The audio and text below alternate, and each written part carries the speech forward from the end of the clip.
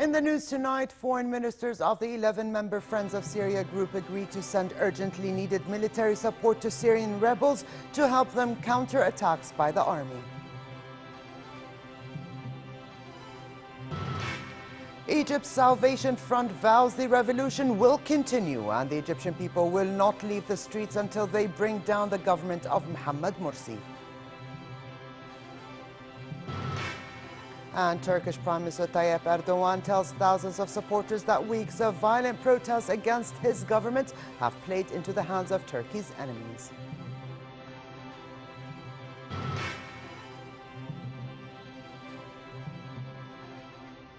Good evening and welcome to a new edition of the news. Here are the details.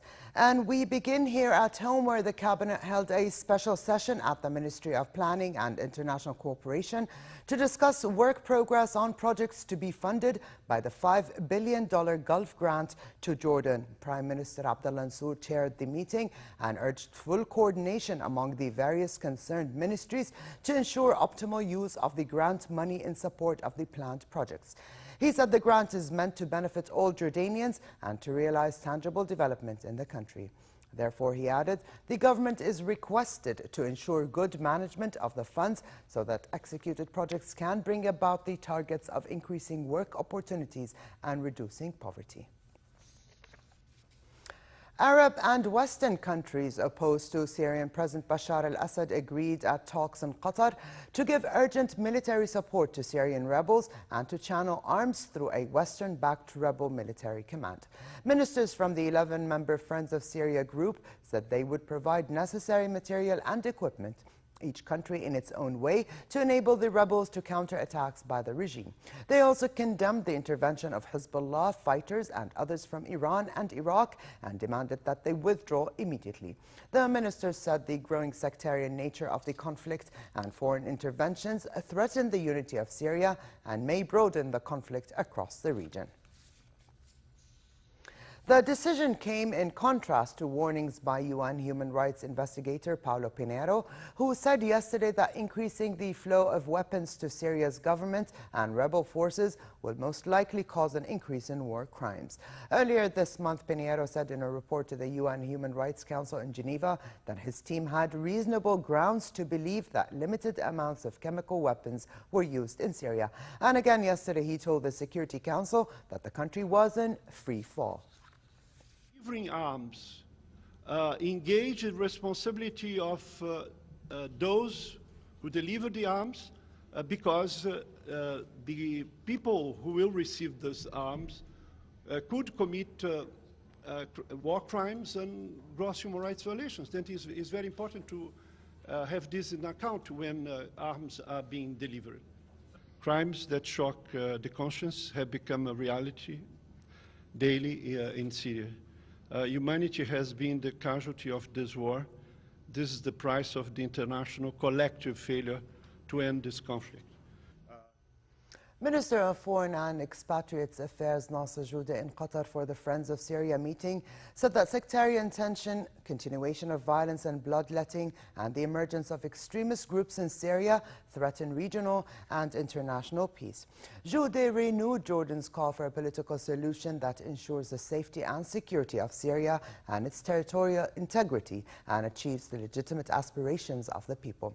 He also highlighted the burdens of hosting hundreds of thousands of Syrian refugees in Jordan, but said the kingdom will spare no effort to assist them despite pressures they add to an already strained economy.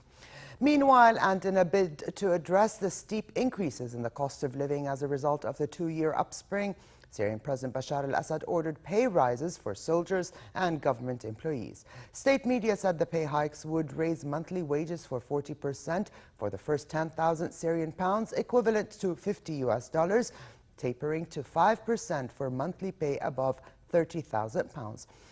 Retired state employees would get more modest rises, according to state media. Sharp falls in the Syrian pound have driven up the price of many goods, and the currency, which stood at 47 to the dollar at the start of the conflict in March 2011, has tumbled in value to below 200. Meanwhile, and on the ground, fighting was reported in the rebel-dominated north and around the capital, Damascus. Syrian troops backed by Hezbollah fighters are trying to regain areas in the north and in Damascus under the control of rebels. Videos uploaded to the internet showed rebels reportedly attacking government vehicles in the strategic Jabal al-Zawiya highlands in Idlib province near the Turkish border. A rebel spokesman said rebels have been working to isolate army checkpoints along the highway in Idlib for months, and that if they successfully seize the road, they would then move on to the army's secondary supply route further north. Egypt's opposition, led by former presidential candidate Hamdan Sabbahi and leading politician Mohammed al-Baradei, spoke at a press conference in Cairo to highlight plans to put an end to the rule of President Mohammed Morsi. The National Salvation Front organized a press conference ahead of expected mass anti-Morsi demonstrations scheduled for next week. Sabbahi vowed that the revolution will continue and that the Egyptian people will not leave the streets until they bring down the government. Al-Baradei implied that Morsi's reign is empty of the revolutionary spirit and that the president must give way to the revolution's demands. I would finally like to ask from President Dr. Mohammed Morsi and the Muslim Brotherhood to succumb to the screams that come out every day from all over Egypt. And I say that a lot of Egyptians voted for Dr. Mohammed Morsi for the sake of Egypt. And for the sake of Egypt, I'm asking Dr. Morsi to resign and to give way so we can start a new phase based on the revolution's goals, freedom and social justice. And in an interview with Akhbar al-Yawm published today, Morsi said he welcomes all opposition parties to a balanced dialogue that serves the objectives of the revolution. He also said he could advance the date of parliamentary elections as a possible way to reach unity in managing all the differing views of Egyptians. He called on national forces to confront what he described as evil plans by those who do not wish to see a secure and peaceful Egypt, alluding to planned mass demonstrations later this month. Jon Stewart may have taken a break from The Daily Show for now, but he appeared as a guest on Egyptian comedian Bassem Youssef's satirical show Al-Barnamij in Cairo. Youssef is a former cardiologist whose online comedy clips inspired by Stewart's show won him wild popularity, leading to a primetime TV slot after the 2011 uprising in Egypt. Youssef was jailed for allegedly insulting President Mohammed Morsi, but he was released on bail. Stewart was brought into the studio hooded and presented as a foreign spy. Though on a break from his show, it looked like he missed being a host as opposed to a guest.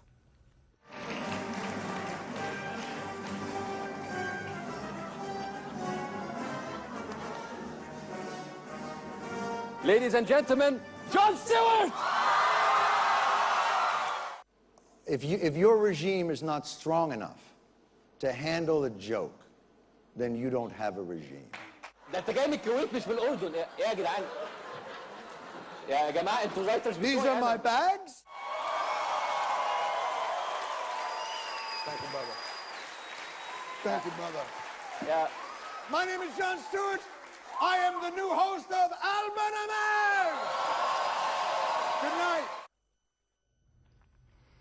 Turkish Prime Minister Tayyip Erdogan told supporters in the Black Sea city of Samsun that weeks of violent protests against his government have played into the hands of Turkey's enemies. A crowd of some 15,000 of Erdogan's AK party supporters attended the rally.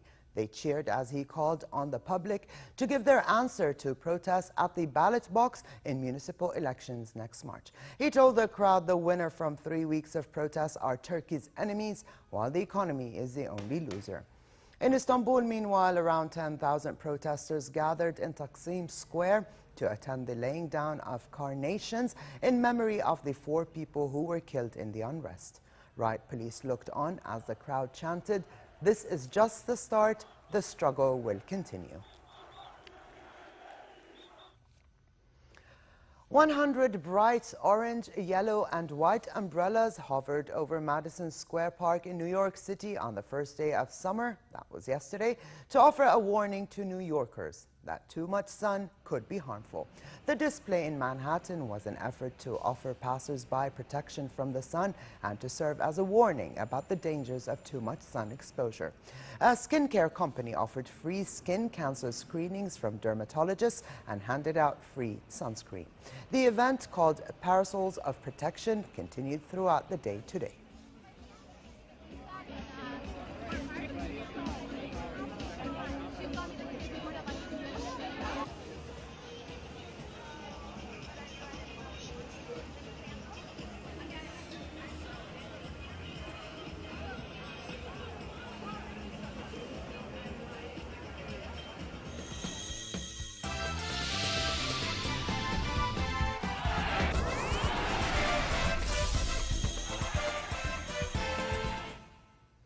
The Confederations Cup has been tarnished by demonstrations across Brazil, rallying for better public services and an end to corruption. Security was tight in Salvador ahead of today's Italy versus Brazil match, and the Italian national soccer team were forbidden from leaving their hotel. Each of the 8 teams in the tournament have police escorts when they move around. Brazil's squad has had extra security since arriving in Salvador.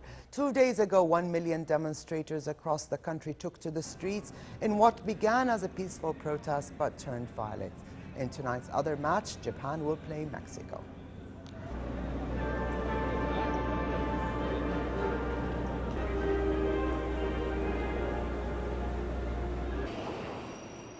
Thousands of yogis participated in the Mind Over Madness yoga class in Times Square in New York City.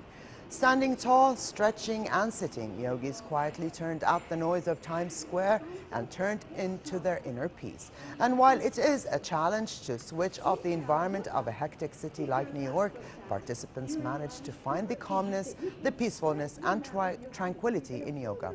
Organizers said some 16,000 people pre-registered for the classes that took place all day from early in the morning till late in the evening.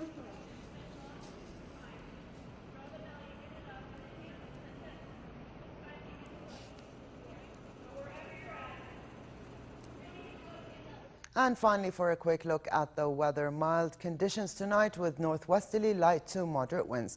Tomorrow, hot weather continues in most regions with northwesterly moderate to brisk winds, blowing dust in the southern and eastern regions. The Gulf of Aqaba should expect very hot conditions tomorrow with northerly moderate winds and calm seas. Here now is a look at temperatures forecast for tonight and tomorrow.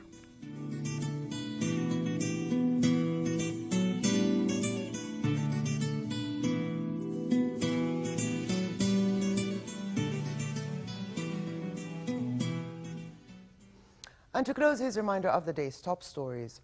Foreign ministers of the 11-member Friends of Syria group agreed to send urgently needed military support to Syrian rebels to help them counter attacks by the army. Egypt's Salvation Front vows the revolution will continue and the Egyptian people will not leave the streets until they bring down the government of Mohammed Morsi. And Turkish Prime Minister Tayyip Erdogan tells thousands of supporters that weeks of violent protests against his government have played into the hands of Turkey's enemies.